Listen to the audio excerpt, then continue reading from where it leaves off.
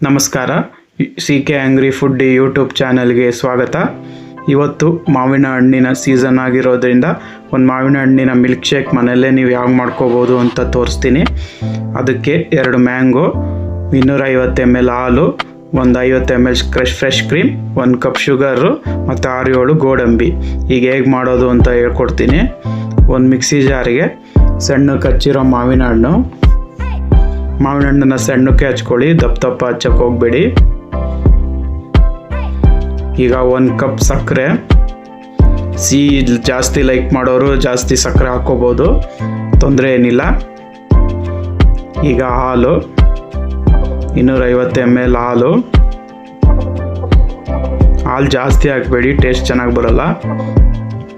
ಆಮೇಲೆ fresh cream, ನೀವು ಈ ಐಸ್ ಕ್ರೀಮ್ ಬೇಕಾದರೂ ಯೂಸ್ ಮಾಡ್ಕೋಬೋದು ಫ್ರೆಶ್ ಕ್ರೀಮ್ ಜಾಗದಲ್ಲಿ.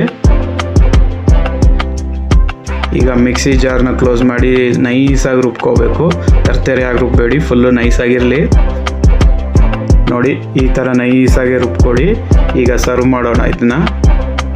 ಈಗ 2 ಗ್ಲಾಸಿಗೆ ಹಾಕ್ಕೊಳ್ಳಿ ಮಿಲ್ಕ್ ಶೇಕ್ನ. ಮೇಲ್ಗಡೆ ಸಣ್ಣಕ್ಕೆ ಹಚ್ಚಿರೋ ಮಾವಿನ ಹಣ್ಣು,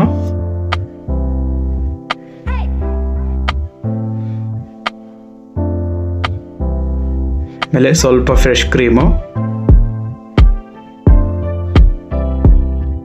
ಆಮೇಲೆ ಸಣ್ಣಕ್ಕೆ ತುಂಡು ಮಾಡಿರುವಂಥ ಗೋಡಂಬಿ. ಇದು ತಿನ್ಬೇಕಾದ್ರೆ ಬಾಯಿಗೆ ಸಿಗ್ತಾ ಇರಬೇಕು, ಅವಾಗ ಟೇಸ್ಟ್ ಚೆನ್ನಾಗಿರುತ್ತೆ. ನೋಡಿ, ಮಾವಿನ ಹಣ್ಣಿನ ಮಿಲ್ಕ್ ಶೇಕ್ ರೆಡಿಯಾಗಿದೆ. ನೀವು ಮಾವಿನ ಹಣ್ಣು ಸೀಸನ್ ಆಗಿರೋದ್ರಿಂದ ನೀವು ಮನೇಲಿ ಒಂದ್ಸಲಿ ಮಾಡ್ಕೊಳ್ಳಿ, ತುಂಬ ಚೆನ್ನಾಗಿರುತ್ತೆ. ಮುಂದೆ ಒಂದ್ಸಲಿ ಮಾಡ್ಕೊಂಡು ಹೇಗೆ ಬಂದಿದೆ ಅಂತ ಕಮೆಂಟ್ ಬಾಕ್ಸಲ್ಲಿ ತಿಳಿಸಿ. ಹಾಗೆ ಹೊಸ್ದಾಗಿ ನೋಡ್ತಿರೋರು ನನ್ನ ಚಾನಲ್ನ ಸಬ್ಸ್ಕ್ರೈಬ್ ಮಾಡ್ಕೊಳ್ಳಿ. Thank you.